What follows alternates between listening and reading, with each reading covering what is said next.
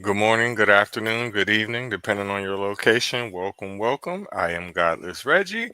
This is Faith, Lies, and Confusion, and this is my co-host NJ. How are you doing today? You're muted. I'm great. I'm fabulous. I'm wonderful. Don't send no breezes. Don't send no weather. Everything is perfect right here. Don't mess it up. Don't mess it up. It's a little chilly today, but if I'm not mistaken, I need to check the weather again. I think it's going to probably be in about 70s later on this week. Last week was real nice, so I can't complain. After 2 or 3 months worth of snow, I'll take this right now. But today's episode is a very interesting topic. It's called the Religion of Druze. Previous to 24 hours ago, I'd never heard of it a day in my life. So it's interesting to me. The region from in which that these people exist today and historically, it would have came across to me as either they would have been Christian or Muslim. The religion of Druze technically is an Abrahamic religion, from my understanding. It's part of the Ishmael sect of Islam. I really don't want to lie, so I'm going to play a video, read up on it a little bit more so I can have a better understanding of it because truthfully, I really don't know anything about this religion, so I'll be learning on the fly. There's a lot of them to know. There's a lot of them to know. I'm learning right along with you. Mhm. I Mhm. didn't know so many of them had their own particular names following. I, I just lumped them all together at one point. I really did. Yeah, me too. Me too. Um, I think what's the most interesting thing is that I've never spoke with one because I have talked to people that are from these places, literally from these places on a daily basis. I've met people from these places, and none of them are of this belief. Obviously, I've met plenty of Muslims in my life, but most of them are either Sunni or Shia. So this is interesting to me. I'm gonna do a little bit of reading according to Wikipedia. Give me 1 second here.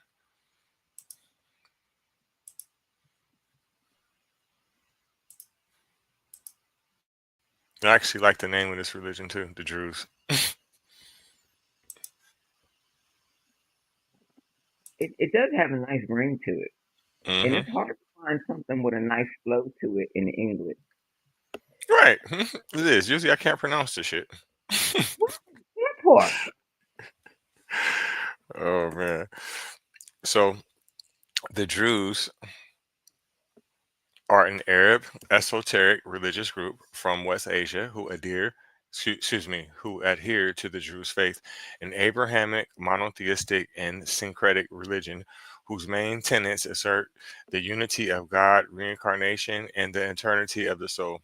Although the Druze faith developed from Ishmaelism, Druze do not identify as Muslims.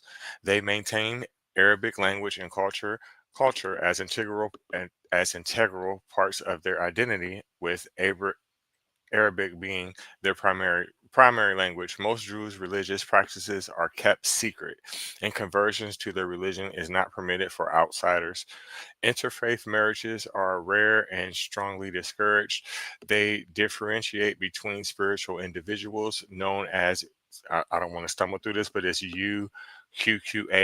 I'm going to pronounce it as Uqal, who hold the faith secrets, and secular ones known as Juhal, whose focus on worldly matters. Druze believe that after completing a cycle of rebirth through successive reincarnations, the soul reunites with the cosmic mind. I'm gonna stop right there. Um, I think that pretty much explains the reason why I've never heard of this religion before in my life. It's similar to the religion that we went over last week, that they don't allow converts. That's part of the reason, but more so that their practices are secret.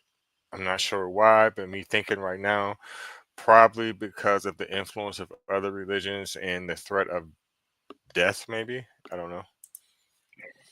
This would be the religion of the military, whether it be the military of the Catholic Church, military of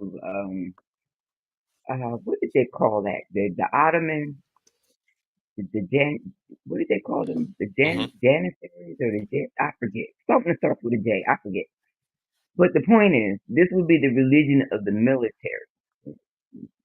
because you would want people whose job it is to either kill or die. You you would want them to believe that there was a purpose to it, a something in it just for them, because they are willing to kill or die. Does that make sense the way I worded it? Uh, it kind of sounds like a martyrdom, if I'm pronouncing that correctly, Yes, type situation.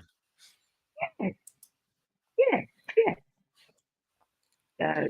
Uh, you know, like our military today, the martyrdom of, you give your sons and daughters to the military. The military gives them education, prestige, will always take care of them, and then you find out there's paperwork and a whole lot of paperwork, and they keep making up new paperwork every day, and they're not keeping the promise.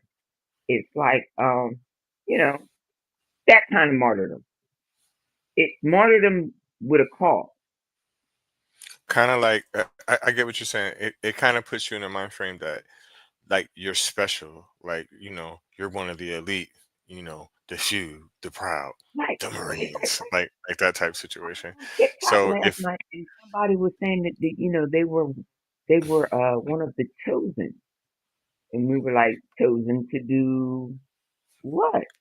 What are you chosen for? What is the prestige of this chosendom? and that opens up another loophole for me, and it's like I love it when they say that, like, well, it's just a chosen. Okay, well, obviously he didn't choose me, right? I But do not wish to be chosen. Please point me in the direction to avoid this being chosen. exactly. But yeah, they also, when a person does, unalive, well, we're not on TikTok. When a person dies and they were either former military or are currently in the military, it's like you die with honor. So I can see that There is correlation. nothing like going to the family funeral and having the military uniforms there and hearing the guns blast off as the casket is lowered. A great sense of pride. A great sense of pride. I don't know why, but it makes people feel better at the funeral. That's all I can tell you. To me, I go back to the gang mentality. They're just, celebrating their gang member passing away. So, Right, right, right. The wife or the mother gets a folded up flag, and in the game, you get a T-shirt with your baby's picture spray painted on it. Rest in hmm peace. you know what I love telling them, even though this is a little bit off topic, and I'm gonna get back on topic here right after I get done with this. Um, People always ask me that are believers, like, oh, what do you think that's gonna happen when you die? Um, they're probably gonna have a fish fry for me, or probably sell some dinners or some shit, because I ain't got no insurance, and that's about it. When my mama told me what she wanted when she passed, I was like, you know what? I can do that. That is simple. Thank you. I appreciate that. I can make sure that that is accomplished for you. It's not like you gonna know or care, but I make myself feel better by saying, yeah, I can do that. I can do that. Right. That's all that shit is for, is just for the people that are still here.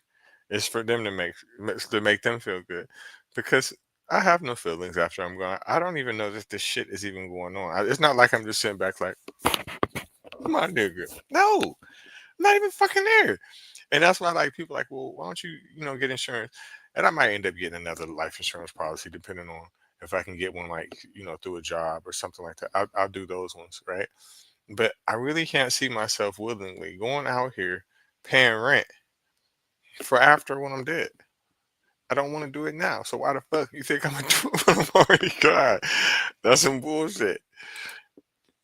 When you read the history of how many things got um, discombobulated over insurance payments and what the insurance companies didn't want to pay for, when you go through all of that history, you be like, why would I give $1 to the insurance company? Like, if my job offers it, if my job offers it and it's not coming out of my check or out of the hours that I work, it's just a perk.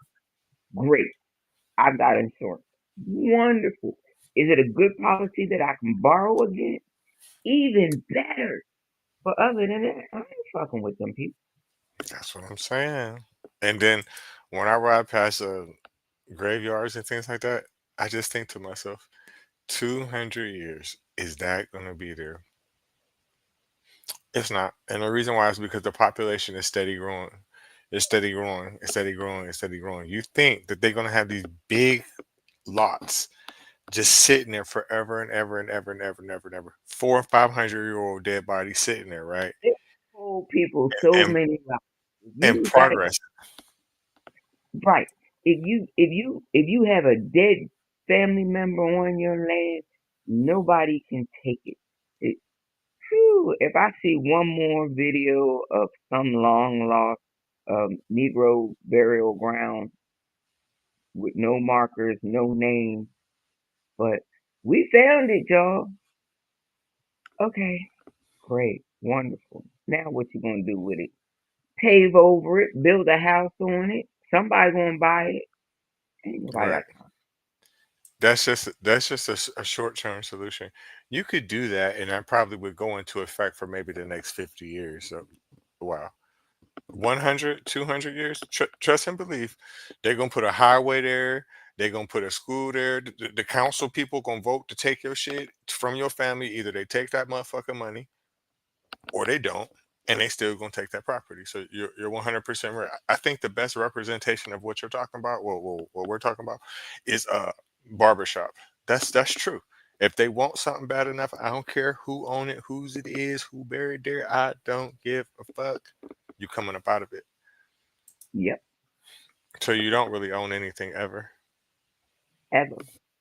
I mean, look at all these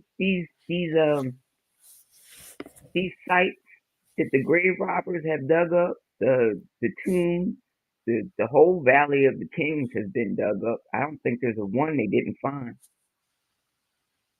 And the ones that they can't find is, well, the stories that they made up. They just don't exist.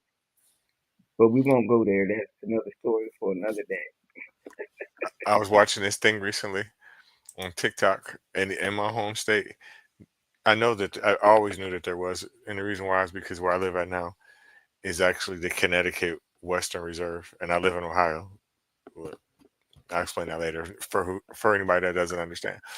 But throughout my state, there's a lot of Indian burial grounds, and they're just these big ass fucking lumps in the ground. They're like hills, and just a whole bunch of dead bodies just in there, hundreds Yep. of years old. And anything that was in there that was valuable, trust me, it's sitting in the Smithsonian.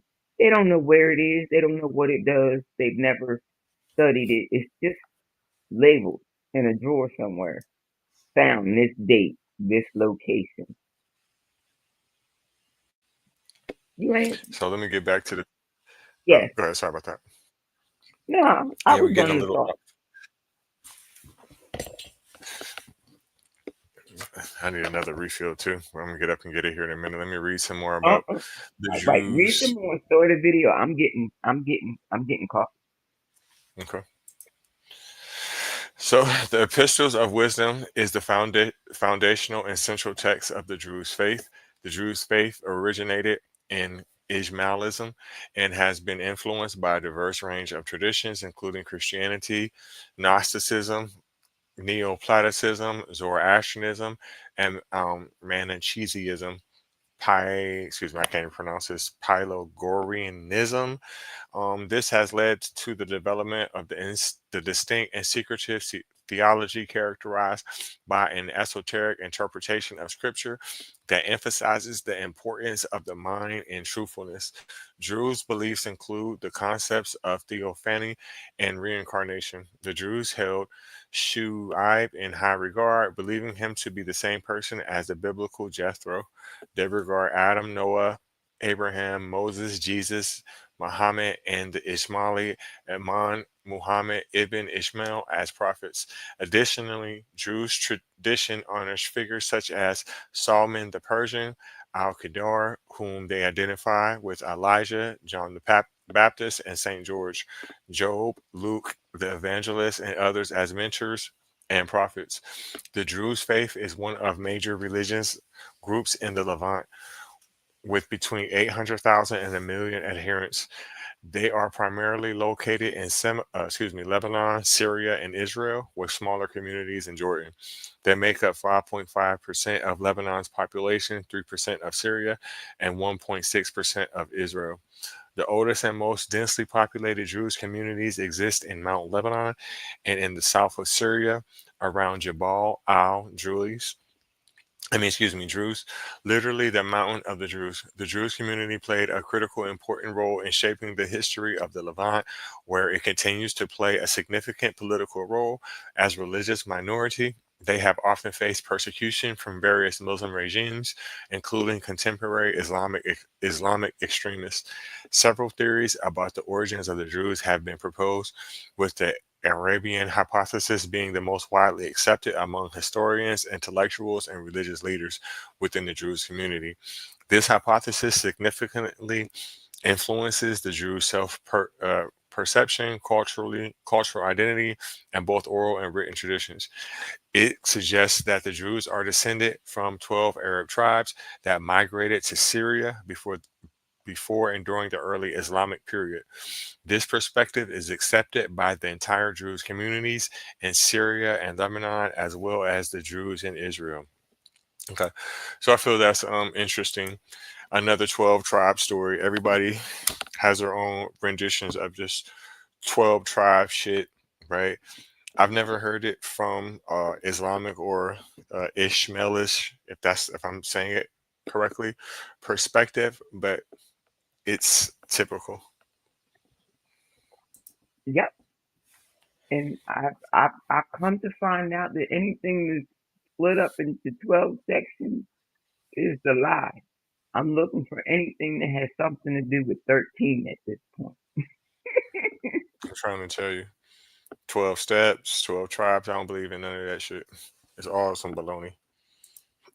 It's all a numbers game. We want to put you in a category, slap a label on your ass, and tell you now live under this label. These are the directives for the label that you have been stamped with. Kind of like that movie, what was it, Divergent? I don't know. I'm gonna read a little bit more before I play a video. I have a couple of them here. They're about 17 minutes long, the videos, but I'm gonna read a little bit more about this because this is interesting to me. 1 second.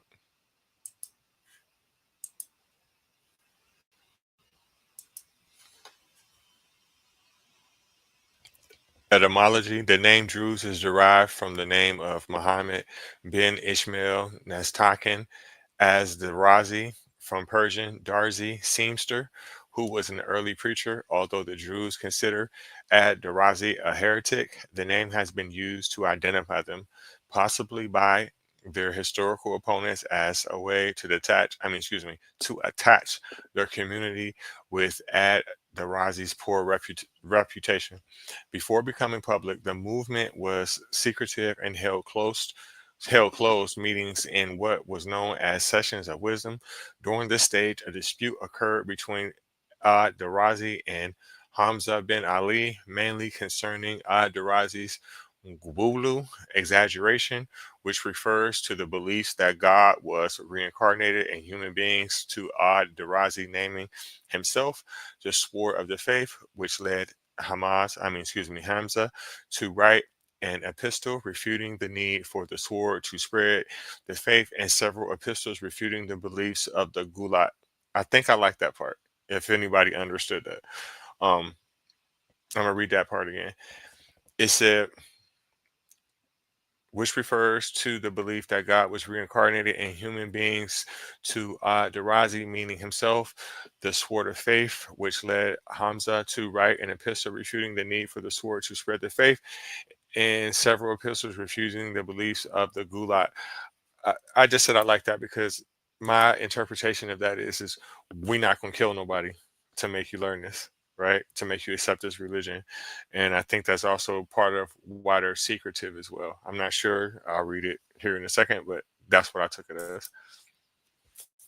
My question would be if this God comes back in human form, but comes back outside of the form and the society that they are expecting, how they gonna work that out? That's just my curiosity question. I always want to ask them. I don't know. I don't know, but I also like the part when it was like basically refuting the part that he was saying that he was reincarnated into him. Because most times when I hear religious stories, nobody ever questions nothing that people say or do. They're like, "Oh, God told me this, God told me that," or "He came inside of me, he came to me," and this is what it is. I guess If they you fight back. need to know that message, your God is gonna have to come to me and tell me the damn self. Hmm.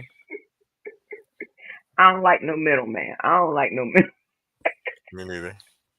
Me neither. That's what I started like. Okay, so before I had all the way deconstructed during my process, I started forcing myself whenever I would pray to say in God's name instead of in Jesus' name, because I started thinking to myself, why do I have to go through you? Who the fuck do you think you are? Right? I started seeing the bully tactics and shit, and I used to really say that, but now I know. If my mama was gonna make me remember where I came from by sending me to visit the family in the neighborhoods that I didn't like, then gosh darn it, I was gonna learn something while I was there. And bully tactics 101. No, you don't believe everything that somebody comes and tells you. Somebody said. Right. And that's when like now I always refer to religion as like a gang member, like it's a gang, and all of it correlates. And that's when I first started seeing this shit. I'm like, okay, so this motherfucker is really worried about me like that. He really is so concerned about me going to heaven more than himself. Why is That that? ain't nothing but a jump in with trust issues. Because I don't trust them people. You ever notice that when people get baptized, they don't never trust the pastor? They don't never trust them. Right, but my thing is, it's like I don't give a fuck about nobody like that. I don't care. Listen, let's say it's all real. Let's say it's all real. My personal experience where I'm going don't got nothing to do with you. I don't give a fuck if you don't go or not. Nigga, fuck you. I'm not about to go all out, argue with you, and fight with you just so your ass can go to heaven. I'm not doing that.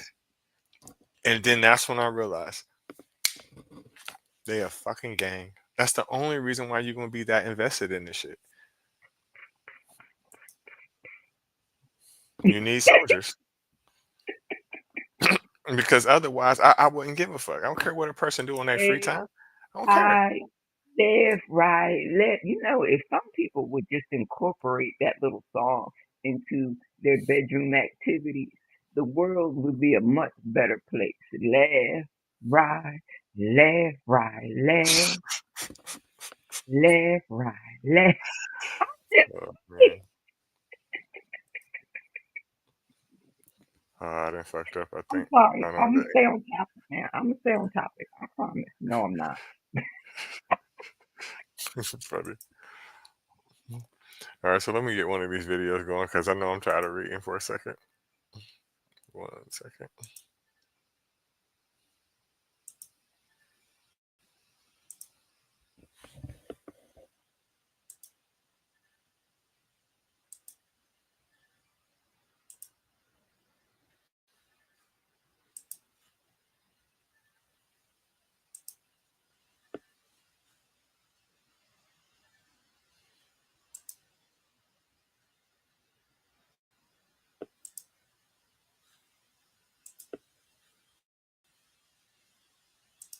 The Druze.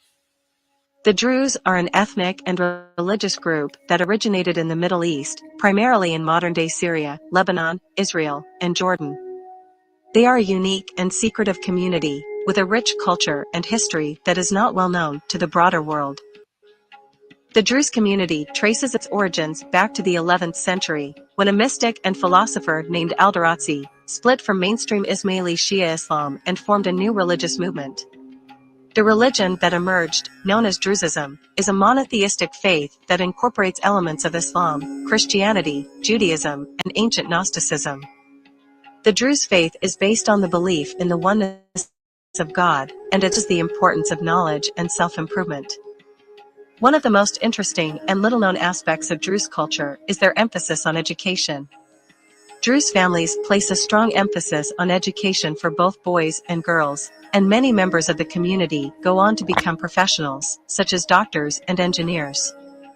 This emphasis on education is rooted in the Druze belief in the importance of knowledge and self-improvement. The Druze also have a rich tradition of oral storytelling and poetry, which is passed down through generations and helps to preserve their culture and history.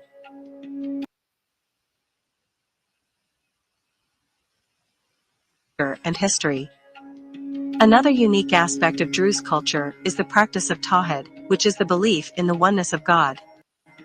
This belief is at the core of the Druze religion, and it is reflected in the community's strict adherence to monotheism and their rejection of polytheism and idol worship. The Druze also have a strong tradition of religious secrecy, with only a small percentage of the community, known as the initiated, fully understanding the tenets of the faith. Druze are also known for their military participation, particularly in the IDF, the Israeli Defense Forces. Despite being a minority in Israel, many Druze choose to serve in the IDF as a way to show their loyalty to the state and to protect their communities. This participation in the military is a source of pride for many Druze and is seen as a way to contribute to the wider society.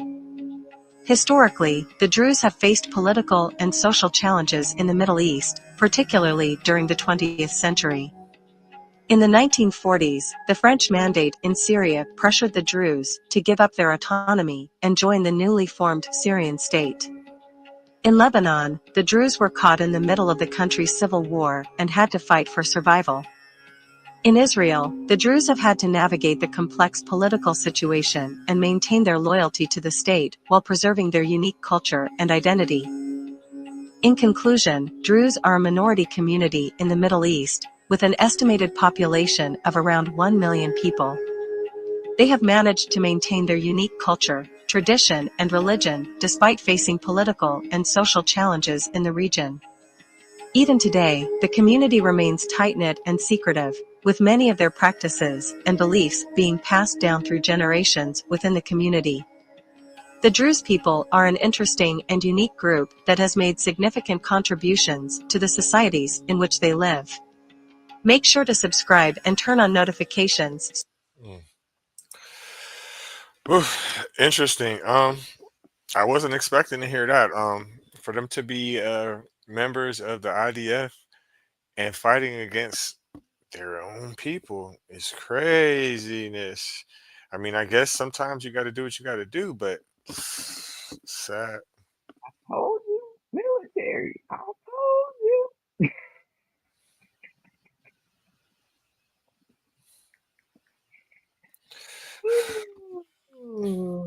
But that just goes back to what I was saying before. It sounds like gang and prison politics to me, basically. Yeah, yeah.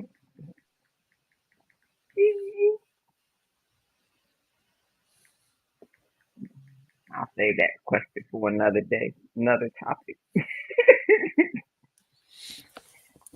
But I mean, I guess I can understand it in a way because when you're the minority in the situations, you gotta do what you gotta do. I guess survival is more important. Um, I don't like it, but they're not the only ones that are guilty of that crime. There's neighboring countries that are of the same ethnicity, or maybe I'm saying it incorrectly. They're definitely of the same faith. They're definitely of the same faith. That aren't doing anything in that politic and do business with the IDF as well. So hey, One of my favorite movies is Memoirs of a Geisha. And uh when they were building again, and they needed all those, American contracts. The scene that always gets me is Auntie on the phone with I don't know who, probably somebody in military procurement talking about I want the lucky strikes. You're gonna give me the lucky strikes. I'm gonna pay you this amount, not a dime more. And I'm just sitting there like, is that what our military was over there doing? Just bartering and trading? Like we bombed them and then we just went over there and just started bartering and trading. I'm confused. Right. The same can be said when you look at countries that are like in the Far East, right?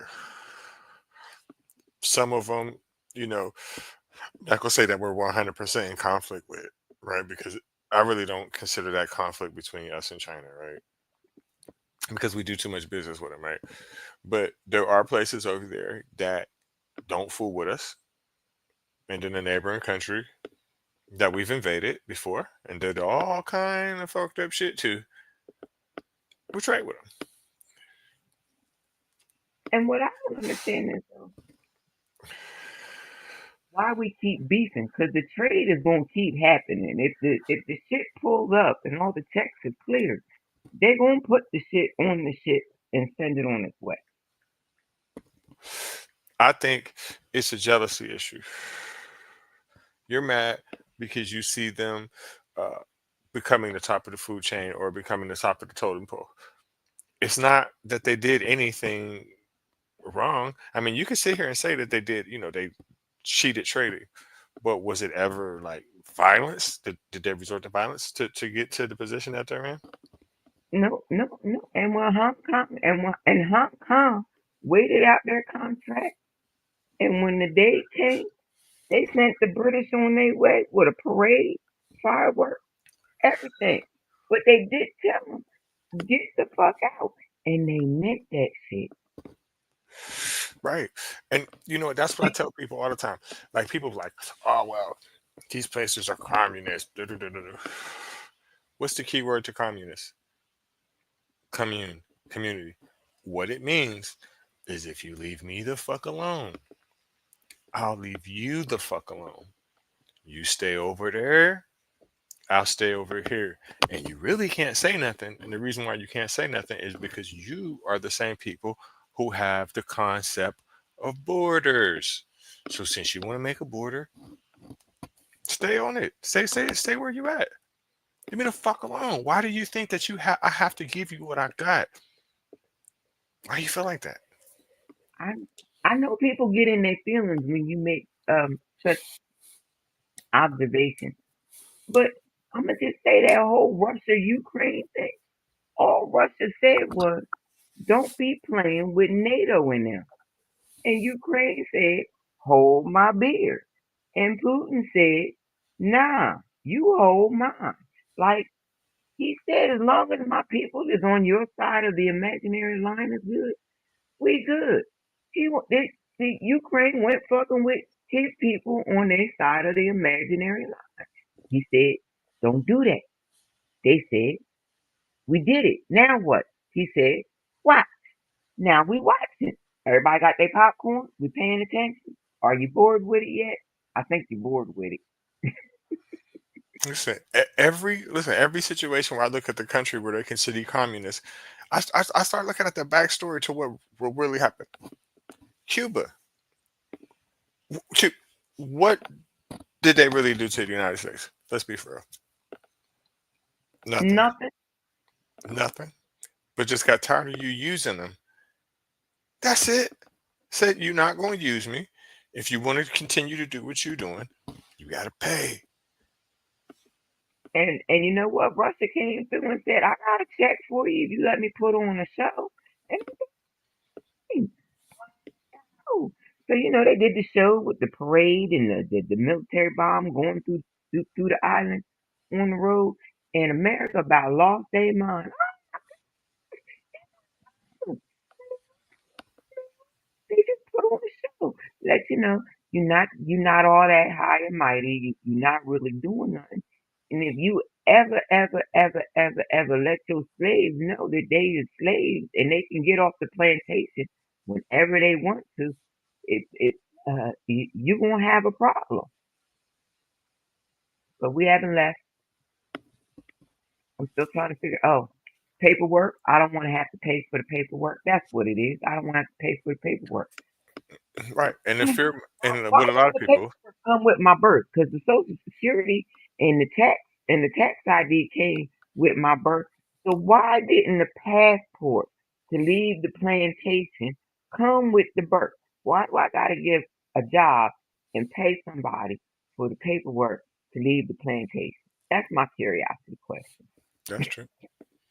Well, you probably, I don't know, because the way the United States is playing games with Mexico right now, I was gonna say you probably could have just went to Mexico. You could have just walked probably, and they would probably wouldn't have said shit. But now they probably like, you know what, get the fuck out of here.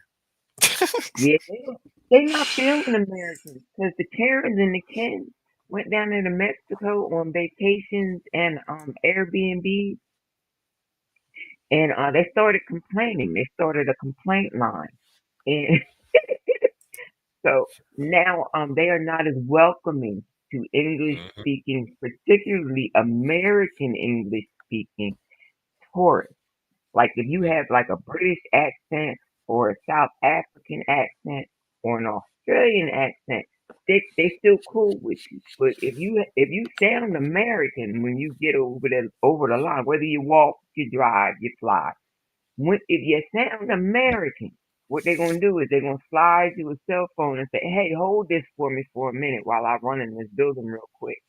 And then while you waiting, somebody gonna pull up, throw a bag over your head. You're going to Hmm. close to They a always, true, close to a true story. But I just find humor in it now. yeah, they always be starting some shit. Always be starting some fucking shit. And but see, I mean, I never been in this situation, obviously. But I just have to break it down to them like, look, bro, you know that shit don't really got nothing to do with us, right?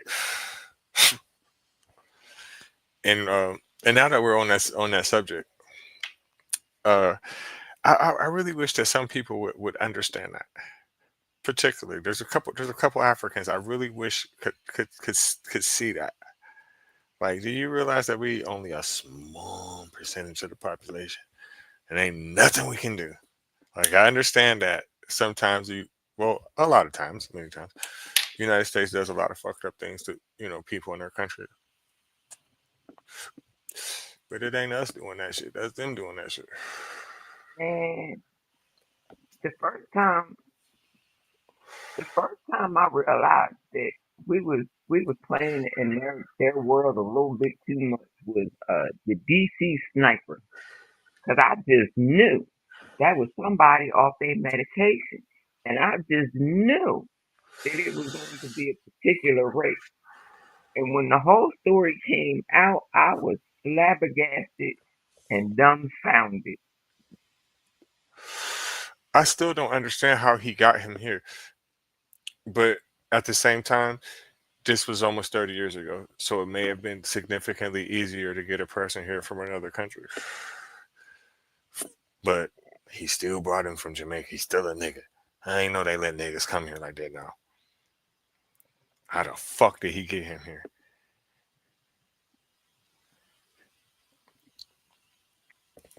$1 million question. Whew.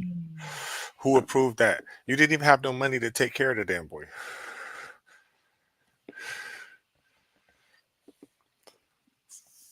It's almost like nobody gave a shit until they gave a shit. I don't even think that the boy. I don't even think the boy should be in jail. I don't either. I'm The point. flabbergasted on how he got ended up in jail. I'm so tired of these people and they justice, because it ain't never justice. The little dude ain't know no better. He's a fucking kid. He ain't even from here.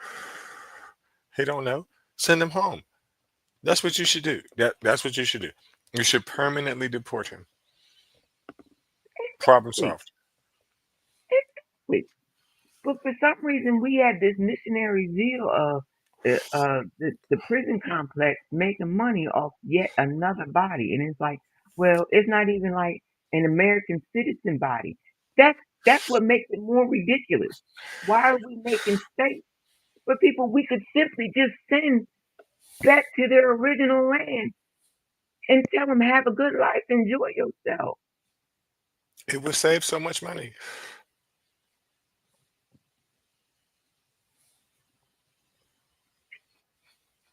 And I mean, I'm not the smartest person, but I'm gonna go out here on a limb and tell you, yes, I would say Jamaicans live longer than the average United States citizens. Maybe it's their environment, which clearly he's not in. Maybe it's their genes. I don't know. But if he has life, man, you didn't pay millions of dollars to house him here over time. Uh, You know what? There's a legend in Jamaica about a woman named Nanny, and all I'm gonna say is my people got kicked off the island. So,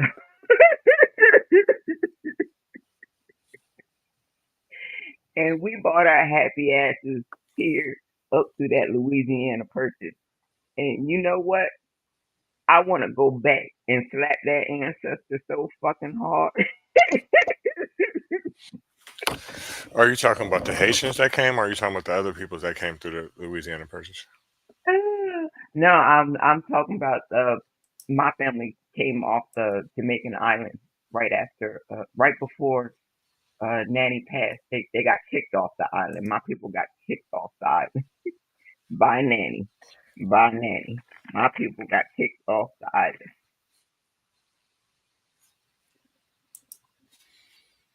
It's a beautiful island, definitely. And I learned a lot by going there. It's a lot of, regardless if you have any like blood relation to them or not. If you are a black person, I suggest that you go. I want to see the rest of the Caribbean islands, but you definitely need to go. They still have slave dungeons there. It'll teach you a lot about yourself. I went to Grotto's caves. That was very interesting. I'll talk about that for a quick second. The caves are, well, at one point were 100% pitch black dark. So when the Spanish or Portuguese, whichever ones, I would guess the Spanish, but they're the same fucking people. When they first brought them there, the black people, the Maroons, as they called them, or the Cimarroons, which means the wild, uncontrollable ones, they would run. They ran and hid in the caves for years and years and years, for probably hundreds of years, to the point where they mapped it and knew everywhere to go in the dark. And the way that they would hide from them is because you only can fucking find somebody in there if it's lit, or you can just follow the smoke. So they just mastered it.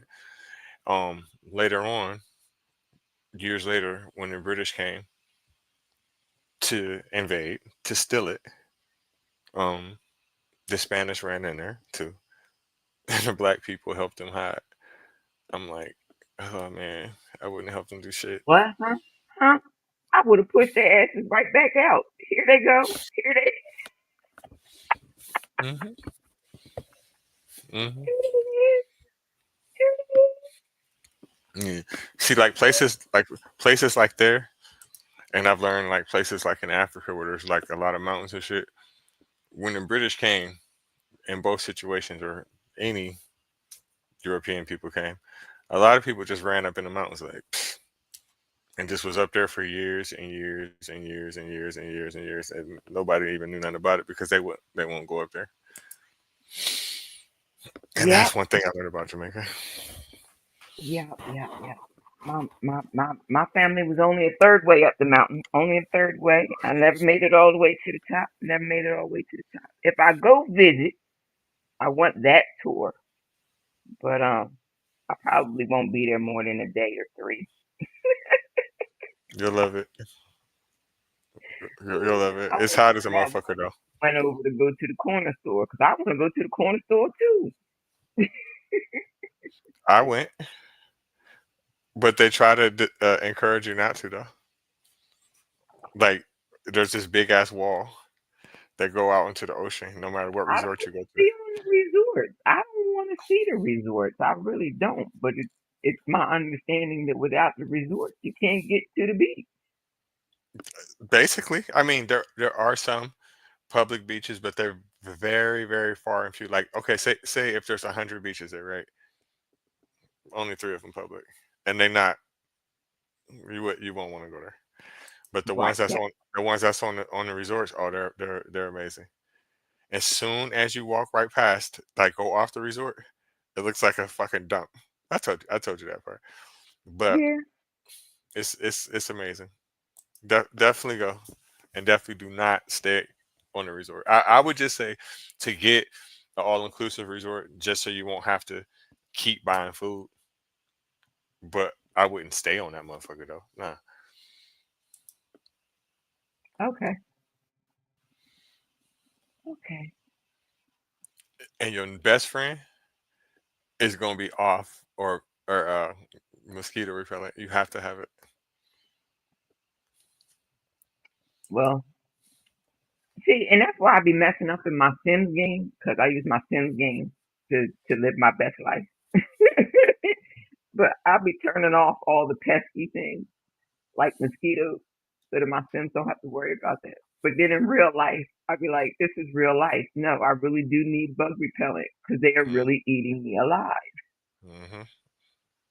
Them I went mosquitoes to is a like bed Florida bugs. beach one night and it was right before they had sprayed the beaches and them eggs was hatching like nobody's business. Mm-hmm. I I I got run like I couldn't even run to my car. Like as fast as I opened my door to get back in the car, the mosquitoes had come in with me. Oh my goodness. Oh my goodness. I learned where the local 24 hours Walgreens was. Got some bug spray. Went back to the beach. Everything was great. Yeah, it's a must have when you go to like tropical places. Let me play this video real fast.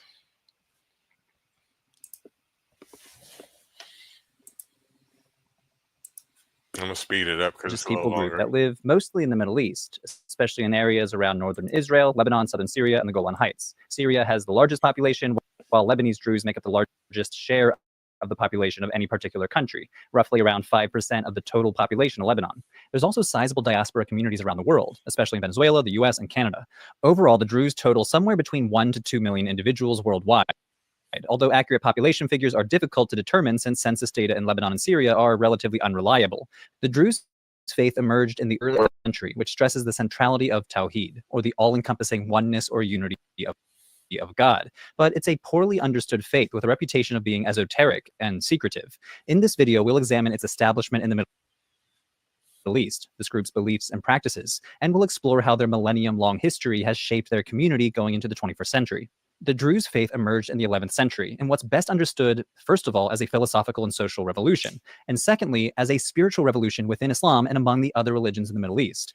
I'll summarize here what historians call the Establishment Era, which stretched from 996 to 1043, focusing on 3 important founding figures: the Fatimid Caliph al-Hakam bi Amrullah, who opened the call to the new faith, the leader Hamza ibn Ali, and the later leader Baha al-Din al-Muqtana, who closed the movement to new members in 1043. And this all started right here in Cairo. During the 10th century, Cairo was recently established as the capital of the Fatimid Caliphate. This was a caliphate ruled by a dynasty representing the Ismaili branch of Shia Islam. As Ismailis, the Fatimids accepted Ismail ibn Jafar, the oldest son of the Shia Imam Jafar al-Sadiq, as the legitimate successor of the title of Imam. As we'll see throughout this video, the Druze incorporate elements from Ismaili theology, as well as from other religious and philosophical traditions. The 6th ruler of this dynasty was al-Hakam. What you're seeing here on screen is the al-Hakam Mosque here in Cairo, which he completed during his reign. Historians have offered different and even conflicting accounts of his rule, as the historical record itself is inconsistent. Most agree that al-Hakam was perceived as an eccentric leader, but accounts will swing drastically between extremes. Some depict him as a mad ruler, notorious for destroying the Church of the Holy Sepulchre in Jerusalem, though some historians in recent decades cast him more like a social revolutionary. Al-Hakam issued an edict that banned slavery throughout the Fatimid Caliphate, and he established Cairo's Dar al-Hikmah, or House of Wisdom, which is considered to be among the oldest institutions of higher learning in the entire world. So to say the least, he's a complicated historical figure, but the Druze believe that he was the arbiter of the divine revelations at the core of their faith. faith. In 96, after ascending to the throne at a young age, Al-Hakam told his subjects that a divine call would soon begin, ushering in the final revelations of earlier Abrahamic religions. Al-Hakam's message of faith largely centered on the Islamic notion of tawhid. Tawhid emphasizes the divine unity or singularity of God, in stark contrast to earlier polytheistic religions. It's been variously translated as unity, unicity, unism, or Unitarianism, but suffice to say, oneness is the key concept here. More than this, though perhaps not unique to the Druze, as this concept can also be in Islamic theologies, Tawhid refers to the radical transcendence of God. The scholar of Islam, Dr. Khalil Andani, describes it as God is beyond ontological categories like cause, effect, and substance, and thus all religious descriptions of God must be interpreted symbolically and not literally. Al-Hakam emphasized the unity of all existence within God. In other words, God as the creator and originator of the universe. Okay. So I just want to pause it right there. That's typical. They want to talk about God is not literal or the text is not literal. I think that just goes to show that it's still an Abrahamic religion because a lot of it just doesn't make sense.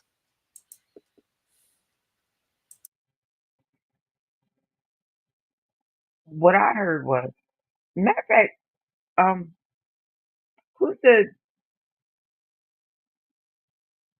who's the account name on that video? Because I'm starting to like their videos because they get straight to the point and they take out a lot of the fluff. So what's the account name on that? You know, can you write it in the chat so I can copy and paste it? Anyway, I do like those videos, and it's all the same.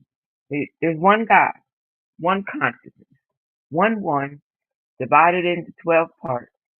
So there's always 12 partners, partners in crime, partners in the military, partners in commerce, uh, partners in the water, partners at the money lenders.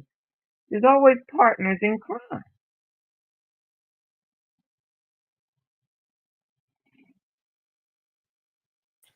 I agree. Universe encompasses all existence, and Tawhid represents the best path to recognizing our oneness with God and to drawing closer in knowledge of God's true essence. In 1017, just over 20 years after beginning his rule, Al-Hakam opened the new Tawhid faith to any of his subjects willing to convert. This is referred to as the call, and was open to new converts for a span of only 26 years. Prior to opening the faith to new adherents, Al-Hakam recruited religious messengers to spread his Tawhid message through proselytizing. While the new faith largely took root in the Levant, these messengers traveled throughout the caliphate and likely beyond its boundaries. New adherents signed a figurative contract or covenant called the Mithaq, recognizing their acceptance of the divine call. This contract bound those individuals in life, but also in the thereafter. As we'll discuss later, the Druze believe in reincarnation, meaning that accepting Al-Hakam's message of Tawhid would be carried through to their subsequent lives upon being reincarnated. In many ways, the contract symbolizes the commitment to the Tawhid call, which one would need to continue in subsequent lifetimes, thus representing the continuity of the Druze lineage through the centuries. Among Al-Hakam's leading proselytizers was a young Persian man named Hamza ibn Ali, who Al-Hakam named the religious leader or imam of the new faith. A fellow leading proselytizer named Muhammad Adarazi soon became jealous of Hamza's special position as leader and manipulated his high standing to gain his own followers. He instigated a violent but unsuccessful revolt against Hamza. However, Adarazi's actions gained enough attention in Cairo that others began to associate the new followers of the Druze faith with him. Thus, the name Druze is believed to be derived from his name and is considered by some Druze to be a derogatory epithet, since, as you can imagine, many don't like having a name tied to someone who they consider a heretic. A more appropriate but less known name for the Druze is the Muwahideen, meaning followers of the path to Tawhid. Having survived Adarazi's attempted takeover, Hamza would soon become the leading voice of the movement because one night in the year 1021, Al-Hakam mysteriously vanished on one of his usual nighttime journeys into the desert on the outskirts of Cairo. Historians simply don't know what happened to him. Some have floated the idea that he was assassinated by Fatimid agents or maybe bandits, but the Druze believe that he occultated. Occultation is a belief rooted in Shia Islam, referring. So I just want to pause it right there. I don't know how he could make the claim that historians don't know what happened to him. Well, if you don't know what happened to him, how the fuck do you know he existed? That's my thing. That is always the key question. They know the story. They They have built a whole religion around it, but you don't know where the body is. You don't you don't know what happened to them after a certain age. It just disappeared. Poof. Right. That's where it immediately just misses me at. Like, you can't correlate history with people that you don't know if they really existed. I mean, obviously, I'm from the outside looking in, if you, as you see the background, but I just don't see how people could actually believe that. I don't know either. I don't know either. But why they cannot find where that person went. There's a lot of other significant things that was happening in the world in 1021, and all of those have been fully documented. Just saying. Right. We can even take it to the dinosaur shit. You know where the damn dinosaurs is at, and you know where the dinosaur bones is at, but you don't know where these people at that are clearly spoken about by historians. So, I mean, I'm not going to divulge into figuring out which historians don't know what happened to them or whatever, or which historians believe in them, but I'm just going to go ahead and dismiss it at that point. Let me finish playing the rest of this. Into the belief that a messianic figure has gone into hiding, but will return someday in the future on Judgment Day. Things took a turn for the worse after al-Hakam's disappearance, because his successor to the caliphate, al-Zahir, hated the early Druze communities and hated Hamza in his role as imam. So al-Zahir launched a persecution campaign to eradicate many of them as soon as he held power. The cult of faith went underground during this time, and the Druze were slaughtered from Alexandria to Aleppo and beyond. This prompted many Druze to conceal their new faith. The practice of concealment included denying one's true beliefs to outsiders as a matter of survival, or blending in with other religious groups when possible. This may have contributed to the modern notion that the Druze faith is one of secrecy. During this time of persecution, the cult of the faith continued underground, guided by Hamza and other leading proselytizers, most importantly Baha al-Din al-Muqtana, who eventually became the steward of the Tawhid call, while Hamza continued to guide him from an undisclosed region. The correspondences between Hamza and al-Muqtana comprise the bulk of a series of epistles that make up the Druze holy text, called Kitab al-Hikmah, or Book of Wisdom, also called the Epistles of Wisdom. These texts include religious writings, administration, philosophy, and Druze history. In the late 15th century, one Druze leader named Al-Sa'id al-Tanuki consolidated the 111 epistles into the 6 volumes that comprise the Druze holy scriptures today, although it's believed that there were many more epistles either lost or intentionally hidden. Alongside consolidating these epistles, he authored his own commentary, interpreting the texts and expounding on ethical conduct for all believers. In particular, he created a structure for the process of becoming an initiated Druze, and described the virtuous life that they must abide by, a topic that we'll return to shortly. The final years of the establishment era were marked with persecution, though al-Muqtana played a pivotal role in the survival of the Druze communities that settled in the mountainous regions of the Levant. After al-Zahir's death in 1036, al-Muqtana even would gain the trust of the caliph's son and heir. Al-Muqtana allowed the call to re-emerge for a few years during the rule of the 8th caliph, before deciding that it should close indefinitely in 1043. At that time, the Druze faith was closed. No more proselytizing and no marriage outside of the community, as it remains to this day. We'll return to the rest of Druze history in a future video, but let's turn now to the key concepts that define the Druze faith, visualized in their main religious symbol, the 5-pointed star pictured here. It symbolizes the eminence of 5 cosmic principles above all others.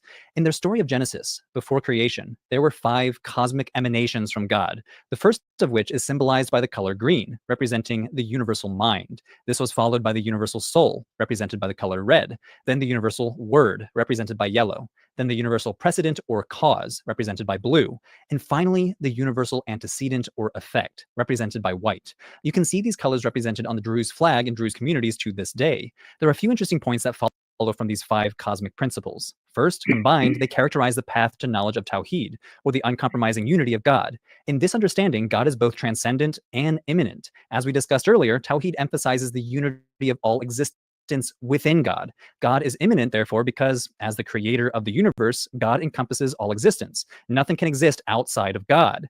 The Druze also believe that these 5 cosmic principles are represented by corresponding luminaries that have occasionally been incarnated as key historical figures, who have delivered the message of Tawhid throughout the ages, and even within other religious movements. The Druze see their faith as one that builds upon the truths revealed throughout Judaism, Christianity, and Islam, so you might recognize some of their prophets from these traditions, such as the first man Adam. But this also includes the traditions rooted in Greek philosophy, such as Plato, Pythagoras, Aristotle, and the legendary Greco-Egyptian figure Hermes Trismegistus. These latter figures point to the Neoplatonic roots of Druze cosmology, and Ismaili theology as well for that matter. These 5 principles of God are described as emanations, a concept developed by major Neoplatonists such as Plotinus, who posited the existence of a universal mind and conceptualized creation as being a process of emanations from a cosmic intellect that he called the One. We not only see this emanationist cosmology in late antique Gnostic texts, like from the Sethians and the Valentinians, but we see it today among the Mandaeans and the Yazidis, who also espouse that all of existence emanated from God. Turning now to Druze practice. To get into this topic, we need to first distinguish between initiated and uninitiated Druze, because an individual's own religious knowledge and practice will depend on the status of being a sheikh. Among the Druze, sheikhs can be both men and women, referred to as sheikhas. These are individuals who are committed to religious study, adopt a symbolic dress code, and live a modest lifestyle. Knowledge about the inner teachings of the religion is relegated to sheikhs and sheikhas who have undergone a process of initiation by their peers. For the Druze, sheikhs make up roughly 15% of their total population in the Middle East, although some simply live a devoted life but do not undergo the full initiation necessary to understand the deeper doctrine. And though sheikhs may have a lot of social authority in their own communities, it's not accurate to think of it as a formal ordained clergy, nor do they have a centralized religious authority. While the leading Druze religious authority in Lebanon is the Sheikh al-Aql, his office is nothing like the Pope in Catholicism. Collectively, the initiated have been referred to as Ukal, or the wise, while the uninitiated have been referred to as juhal, or ignorant. But this is now considered by many to be a pejorative distinction. Many Druze today prefer the distinction ruhani and the jismani, or the spiritual and those concerned with matters of the body or physical world. For prayer or scripture reading, Druze attend a gathering place called a majlis. A Druze town will usually have at least one majlis, but often more than one. Another type of religious gathering place is called a kalwa. Some Druze individuals will use the term kalwa and majlis interchangeably, but in a technical sense, kalwa means a secluded place, and this refers to a kind of hermitage or compound where sheikhs might go and study or even live for extended periods of time for peaceful reflection, though non-sheikhs can certainly visit kalwa as well. Among the most prominent is the Kalwat al-Bayada in southeastern Lebanon, which also functions as a religious school. Druze sheikhs gather on Thursday evenings to read and discuss religious scriptures. Those who are not sheikhs are also welcome to attend these sessions, and time might be reserved for questions as well. However, the second half of the meetings are solely reserved for initiated sheikhs to share philosophical discussions and interpret the esoteric meanings of their texts. Other practices worth mentioning include their religious holiday, Eid al-Adha, though we should distinguish this from Islamic observance of this holiday. In Islam, the holiday Eid al-Adha is a major celebration marking the end of the Hajj, or the pilgrimage to Mecca. Although for both Druze and Muslims, the holiday commemorates Abraham's willingness to sacrifice his son. Druze families will also often visit and picnic at the tombs of important religious figures scattered throughout Lebanon and northern Israel. For example, this includes the tomb of the biblical figure Jethro, who's the father-in-law of Moses in the Hebrew Bible. Located west of the Sea of Galilee in northern Israel, this religious complex remains an important destination for Druze across the region. The Druze also believe in reincarnation, or the transmigration of the soul, which is unlike most other religions in this region, with the exception of the Yazidis, some of whom also believe in reincarnation. The Druze believe that all humans undergo reincarnation, regardless. Okay, I just wanted to stop it for a moment. Pretty much until we get to that point, to me, it sounds just like a regular form of Islam. Um, but the reincarnation thing is unique to their form. What I'm interested in, and hopefully this video is only about another 5 minutes and it's sped up, so technically about 4. I'm wondering if they're ever going to get to a point of this in this video when they talk about someone that actually was reincarnated. I hope they don't slide to the Jesus shit. I hope they don't. But I'm interested to know and to see within the next 5 minutes, are they going to say anybody from 10 AD or 10 CE, whatever you want to call it, on that has died and reincarnated since this is your personal belief? Okay, I'm waiting with bated breath right along with you. Listen. If you can mention one person and show me and prove to me, I will drop everything and become a believer right now. Because I'm already thinking to myself, like, man, that's maybe why they secluded. They know about the real God. You know what I'm saying? So we need to find out. Like, they like a new form of the Freemasons. And they peaceful. They got a little flag. You know what I'm saying? But to your point, that would be a rainbow pride flag to my neighbors too. And to the average United States citizen, when they see that, they wouldn't know, especially if they're from southern, south of the Mason-Dixie line. I would definitely bet on The that. Bible They would Belt. all. The Bible Belt. It's the Bible Belt. Mm-hmm, mm-hmm. Don't give it no direction. Just say the Bible Belt. Just say the Mm-hmm. Bible God. Mm-hmm. Absolutely. Absolutely. Yeah, I'm gonna go ahead and play the rest of this little video and I'm gonna get out of here. I'm getting a little bit hungry and I got some stuff to do, but I'm very interested to know because I haven't watched this video if he's gonna talk about one person that's done that. Let's see. Of religion. And unlike religions like Buddhism or Hinduism that maintain that the human soul can transmigrate across biological species, for Druze in particular, they believe a Druze will always reincarnate as a Druze. So this adds an interesting social and kinship aspect to this belief. Not only are there strong kinship ties between current community members and family members, but there's also strong bonds with your past community members as well, as individuals believe they were once part of that community. The Druze are considered an Oh, okay. ethno-religious group because they're defined by their religious identity and they marry within their community, practicing what's called endogamy. This means that Druze marriage practices prohibit them from finding marriage partners among other religions, restricting them to marriage within their own community. Although such marriage practices may not be as common as they once were, some religious communities in the Middle East still practice endogamy, such as the Mandaeans and the Yazidis. This has led to a dilemma for many younger Druze, especially for those in the diaspora who must find partners either within their relatively small communities or from abroad in order to carry on their cultural heritage. Another aspect of carrying on Druze cultural heritage. What I think he's trying to say, and the reason why I'm saying this is because I'm hearing something that he's not mentioning. I think that that's his way of trying to say that's their way of intermarrying, breeding. I'm not saying brother and sister, but I'm thinking more of cousin. 2, 3 times removed. Isn't that bad? I mean, if the genes are good, very few anomalies can come through. Listen, they're already from the same ethnocentric community anyway, so they already related. Well, I mean, anytime that the America medical system has taken the time to study a particular disease and label it on an ethnic group, there might be some interbreeding. Just saying. Oh yeah. Listen, you gotta be realistic. Okay, so look, if you're from a tribe, period. I don't care which one. Where are you talking about? I don't care if you're talking about from this part of the world, African tribes. Y'all all are related. Y'all are related. Y'all from the same fucking tribe. I don't care how the fuck you look at the situation. You are all related. It may be 10 generations back, but you're all related. That's how we can do DNA. That's the basis of DNA. Is everybody has the same type of shit. So I know all y'all motherfuckers is related. I'm not the That smartest man, but it got to be like that. that is how the Europeans have cleaned up their family tree. And because even though over here in the Americas there is a one drop rule, evidently they changed their rules over there so that Queen Charlotte is no longer part uh, Afrocentric. I guess I don't know. I don't know what word to use, but part more. She's no longer part more. Even if she was, it would be such a small percentage that it would not be worth mentioning. That is how it is now written in the history book about that woman called Queen Charlotte. Listen, there, there's no listen. There's no person that can say that they're uh, ethnically and through blood from the Iberian Peninsula, whichever country you want to call that motherfucker. I don't care if you're talking about today's standards, um, historically, or whatever you want to call it.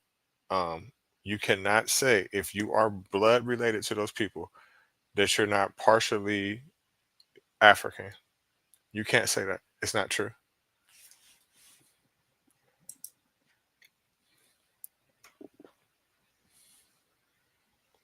Now, what part African, we can argue that. We can I mean what I mean that by that is like what region. Now, we can debate whether if you're Northern African or Southern African or Central African. We can argue that.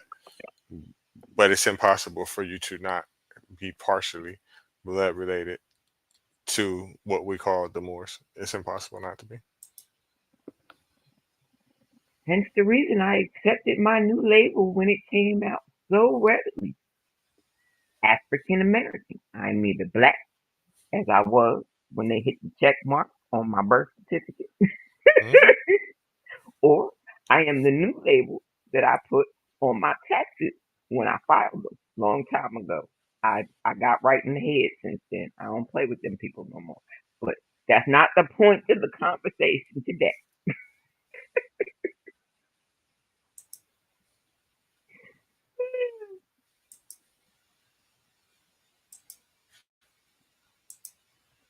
is promoting knowledge about Druze faith and history to the younger generations. In interviews conducted by the scholar of the Druze, Chad Radwan, Radwan found that many Druze among the younger generations would like to learn more about their historical roots and are asking for the same kind of educational resources that are available to Christians, Jews, or Muslims. These younger Druze feel that such resources could help to strengthen the community and ensure that strength going forward into the future.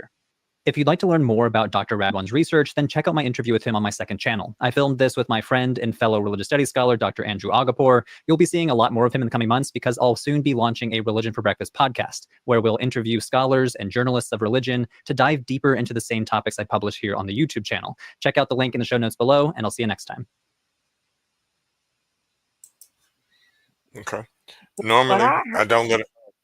Oh, go ahead. he wants to interview pastors to help you choose a pastor that you like to lead you through the scam in a manner that allows your mind to still participate and give into the scam.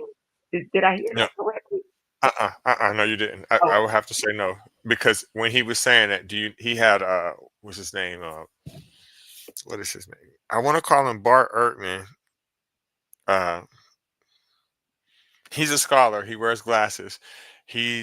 I've seen him a million zillion times.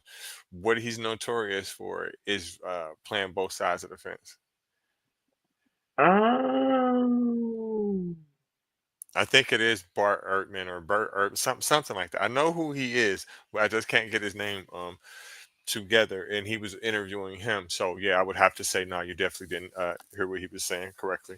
I think that the point he was trying to make is he's just interviewing particular individuals and letting them speak their mind and give their personal opinion of what they believe and their findings and things like that.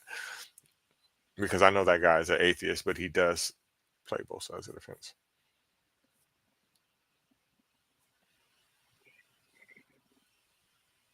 he's an atheist, but he plays both sides of the fence. Hmm.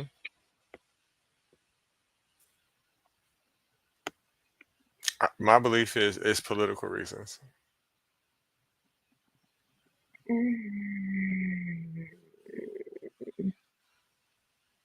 I'm gonna be quiet because I don't know where they reside. And where you reside, you might have to pay attention to that stuff like that a lot more than somebody like me. Okay, so look, I give you an example.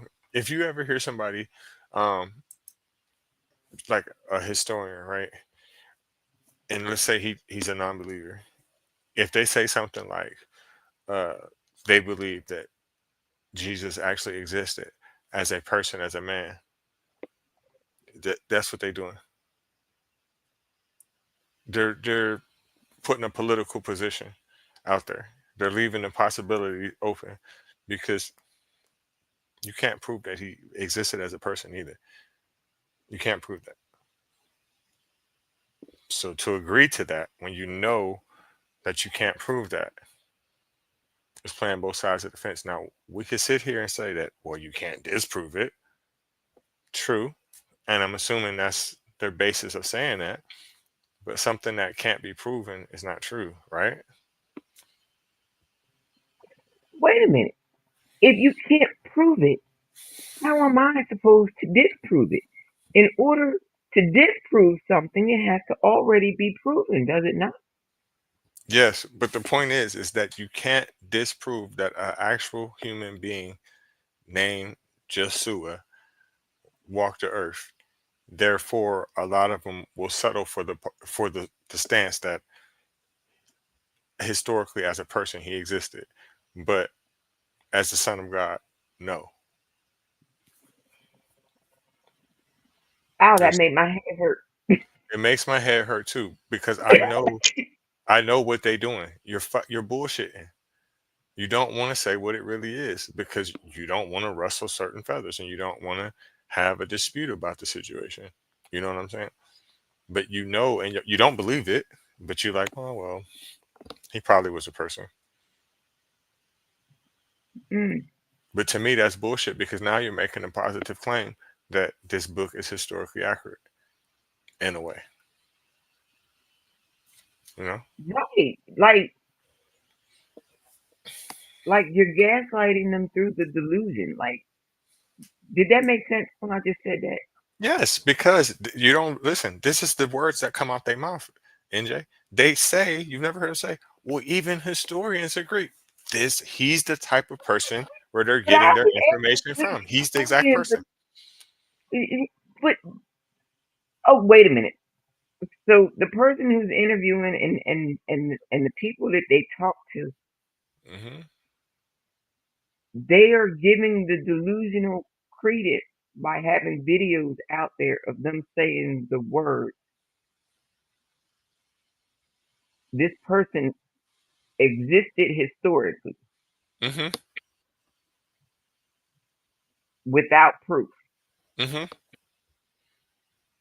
But I'm taking all of my historical knowledge and all everything that I've ever read, heard about, envisioned, and saying for you that this actually happened in history. No, they're not saying that events actually happen in history, but what they are saying is they're saying that there is historical proof because there are writings about Jesus. Therefore, they're saying as a person, he could have existed or he did exist as a person.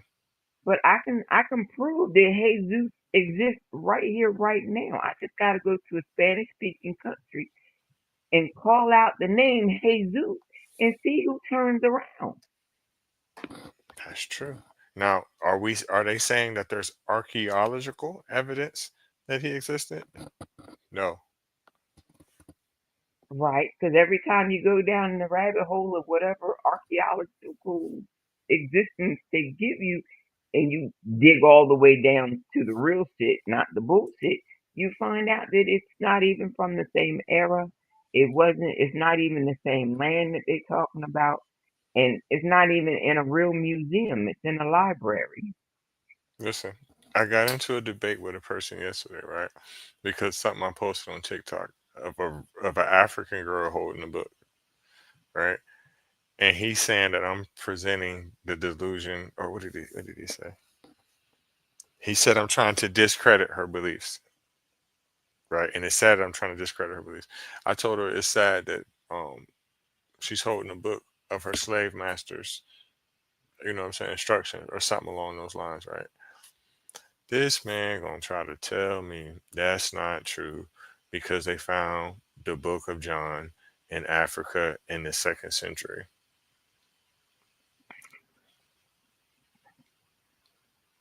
I said, so I broke down the book of John to him, right? Then he gonna try to say more like 50 AD. They found it he proved to me that they found it in 50 AD. Now he's trying to convince me that 50 AD is the second century, right? The book didn't even start getting 50 written. AD is the second century. Right. He's saying they found the book in Africa in Egypt in Sheba in 50 AD. The fucking book didn't even get started written until 90 AD. They didn't even start it. And it wasn't done until 120 AD. And John himself was dead at 100 AD.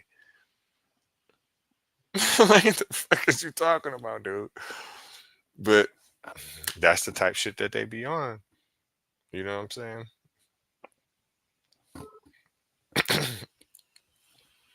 So some people, when you talk to them, when you debate with them, what they'll tell you is you don't want to believe the evidence.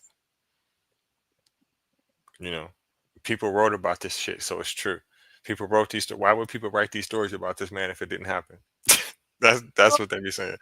if they want to take writing and believe that they are true, Then why don't we take the writing of the Count of Monte Cristo and make that true? Let's go find the treasure of Alba. Exactly. And I tell them shit like that. They're like, "Oh, well, those stories are fairy tales." Then I just be like, "All right, man. You know what? It You're was right." written by Napoleon's own grandson. Would they not know if there was such an event that happened? But people are selective as to what they want to believe. You know what I'm saying? The stories they want to believe, and then you pick parts of the story that are completely unbelievable. You take it out of context. Uh, can donkeys talk? Can snakes talk? Anything's possible through God. You know what? Donkey was talking this morning. Donkey said we not having waffles, we having bagels. We having bagels this morning. How you doing? But it's okay. Like I said, I really have no issue with what a person believes. My only issue is when you trying to force it on me because you're trying to force me to be in your gang. I'm an individual. I don't roll with crowds. I don't hang out. I don't do none of that shit. I stay to myself. I'm not a follower. I've never been. So Don't you hate it when you go in a store and it'll be like, oh, the store all to myself? And it's like as soon as you think that thought, the whole store is full. By the time you get to the register, each one that's open is like 20 deep, and you be like, wait a minute, this bitch was empty when I got here. yes, that's when you know you're enjoying it a little bit too much. But my final take on the religion of Druze, um, it's interesting. Some parts of it I actually like. Overall, I would say I like it, and the reason why I would say overall, well, no, I don't overall like it. I say I'm 50-50 on it, and the reason why I said I don't overall like it is because the political position that some of the people are taking that live are residents of Israel. I guess I understand, but I do feel like it. Other than that, it's really not harming anyone. I feel like, as I said last week, they're trying their hardest to stay to themselves. They're trying their hardest to mind the business and just live their life peacefully as they can. Um, some of their beliefs are super duper far fetched. Hey, but sometimes in my mind, I believe I'm a pimp. Maybe we're both delusional. I don't know, but Right. But see, um, you get pimp in your mind is when you start recruiting hoes and putting them to work. Now we got a problem. See? right, then it's sex trafficking. Right, Yeah. right, right. So It's against some of the laws. Don't know why. It's okay when daddy does it under the guise of a marriage license, but let's not get confused. Two different things. And I'm so glad I did that because I forgot what I was going to say. So we're going to leave it alone, whatever. Oh, but this, but it's a religion of secret. Now, what happens when somebody in this religion believes that they are the reincarnated originator of the religion and they decide that they want to lead the followers to rebel again? You know what I mean? hmm Now, the mama has told them the story. They understand and have studied the stories. They wouldn't recognize where it originates from. And they say, yes, I would like to embody this story and be this person.